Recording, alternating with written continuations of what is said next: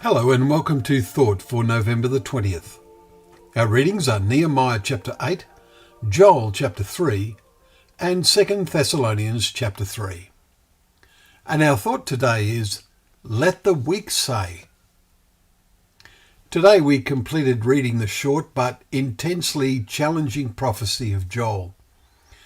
It contains predictions which, in part, are very appropriate to the present situation in the Middle East.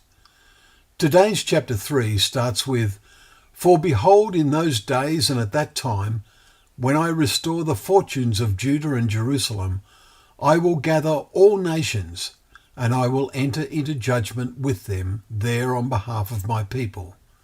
Verses 1 and 2. What nations will he enter into judgment with? Verse 4 tells us, What are you to me, O Tyre and Sidon, and all the regions of Philistia?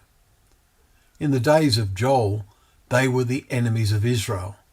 But this is spoken of the time God restores the fortunes of Judah and Jerusalem.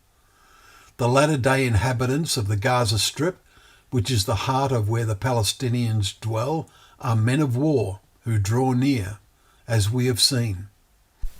And says the prophet of them, You will beat your plowshares into swords, and your pruning hooks into spears. Let the weak say, I am a warrior. Verses 9 to 10. The weak are talking tough. Their spears have become rockets, and so see themselves as warriors against God's regathered people, whose fortunes have been restored. The prophecy is addressed to all you surrounding nations, verse 11. But then multitudes, verse 14, get involved, and this verse refers to a valley of decision. For the day of the Lord is near. Is Armageddon meant here? We note verse 16, The Lord roars from Zion and utters his voice from Jerusalem, and the heavens and the earth quake. But the Lord is a refuge to the people of Israel. Verse 16. A remarkable result of this awesome climax is that Jerusalem shall be holy and strangers shall never again pass through it. Verse 17.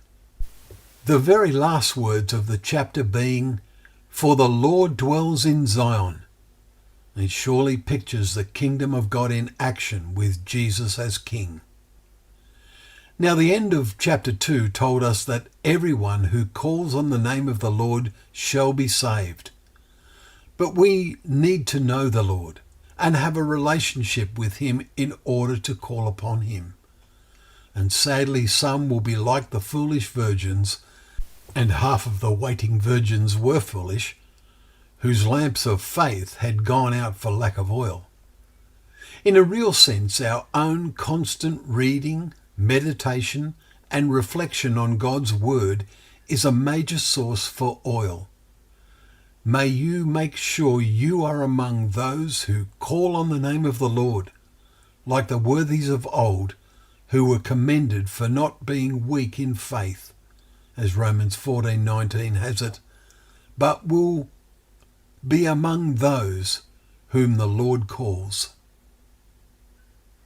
Well, thank you once again for joining us for Thought for the Day, where together we can open up the pages of God's Word, knowing that Word to be a lamp to our feet and a light to our path.